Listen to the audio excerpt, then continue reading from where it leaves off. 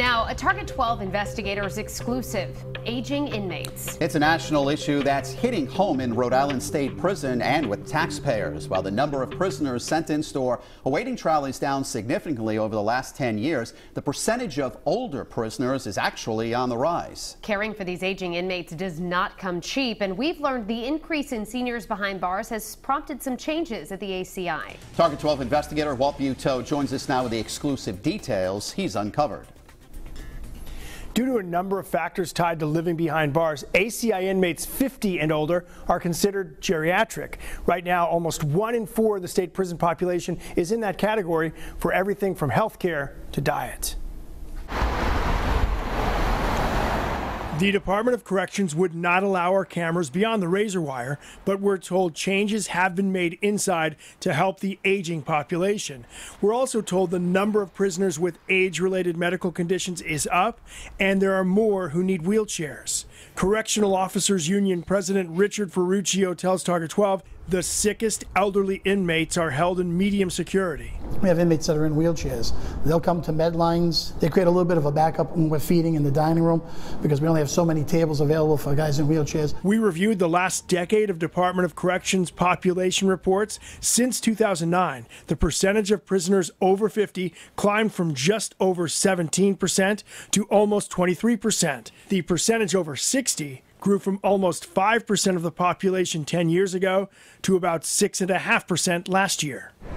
And now there are 40 inmates over 70 years old, with 6 of them over 80. Another 5 over 70 are awaiting trial, including one 88-year-old who is the oldest man in the prison population.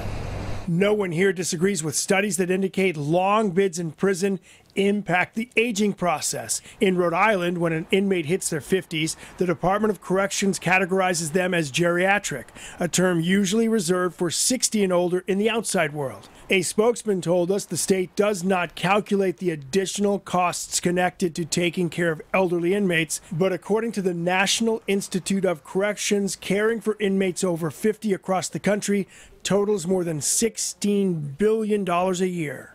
It's definitely more expensive. Dr. Jennifer Clark is the medical program director and has worked in this unit since the late 90s, telling Target 12 the aging prison population was not a surprise. We definitely knew it was going to come. Another issue involves releasing older inmates with medical conditions and limited employment potential back into society. Many nursing homes will not accept seniors with records, prompting some states, including Connecticut, to contract with long-term care facilities for old ex-cons. Clark tells us the ACI is now serving a heart-healthy diet and trying to prevent diseases so the population is healthier, less expensive to care for, and in better shape when they leave the facility. Here we are really trying to be proactive in prevention. According to data compiled by the American Civil Liberties Union, the number of elderly inmates is expected to triple in the next 15 years. Now, the Target 12 investigators with new details about what happens next with the costly issue of aging inmates. As we told you at 5, due to a number of issues, inmates over 50 considered geriatric are on the rise, and that means higher costs for taxpayers. Early release is one option, but that may come with a different kind of cost. Target 12 investigator Walt Buteau tells us what he's learned. We reviewed Department of Corrections data from the past decade and found out while the ACI population went down significantly, the percentage of older inmates went the other way.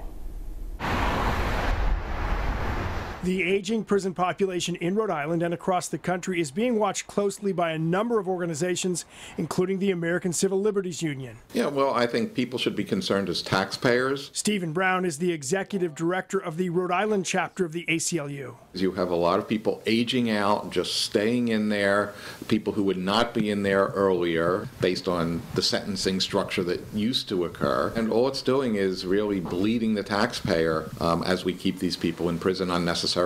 According to the Department of Corrections, it is definitely more expensive to house inmates once they turn 50, but Target 12 was told the dollar amount of that cost is not tracked. Since 2009, the percentage of prisoners over 50 climbed from just over 17% to almost 23%. The percentage over 60 grew from almost 5% of the population 10 years ago to about 6.5% last year. Early release has been used in some states to thin the elderly prison population and possibly cut costs. But the president of the Correctional Officers Union is concerned about that option. I think it's the fine line is, do we want to let a guy out because he's 70? We've seen that situation where we've let out some senior inmates and they're going out and committed a violent crime while they're on the street. Ferruccio is referring to Freddie Bishop, who served 32 years in the ACI for murder, but within a year of his release in 2007, at the age of 65, he committed another murder during a break-in. Bishop is one of 4 dozen ACI prisoners over 70.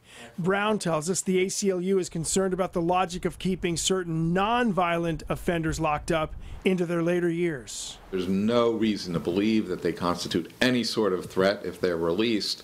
All you're doing is costing the taxpayers literally hundreds of thousands of dollars of money. The oldest inmate in the ACI is 88-year-old Francisco Medina, awaiting trial for first-degree child molestation. With the Target 12 investigators, Walt Buteau, Eyewitness News.